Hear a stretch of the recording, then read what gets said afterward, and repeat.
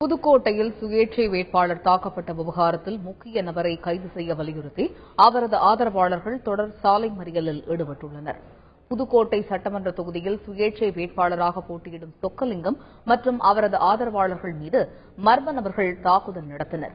காயம் அடைந்த அவர்கள் அரசு மருத்துவமனையில் சிகிச்சை பெற்று வருகின்றனர். இதற்கு கண்டனம் தெரிவித்த சொக்கலிங்கத்தின் ஆதரவாளர்கள் மருத்துவமனை முன்பு தொடர் சாலை மறியல் போராட்டத்தில் ஈடுபட்டுள்ளனர். அவர்களிடம் துணை ஆட்சியர் அம்ரித், டிஜிபி அருண் ஆகியோர் சமரச பேச்சுவார்த்தை நடத்தினர்.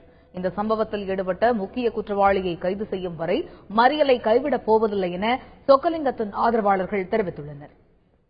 கடந்த 50 ஆண்டு காலமாக திமுகவும் அண்ணா திராவிட முன்னேற்றக் கழகமும் இப்படிப்பட்ட வன்முறை தாக்குதல்களை எல்லாம் நடத்தி அச்சுறுத்தி ஆட்சி பொறுப்பிலே தொடர வேண்டும் என்கின்ற நோக்கத்திலேதான் அவர்கள் செயல்பட்டுக் கொண்டிருக்கின்றார்கள்.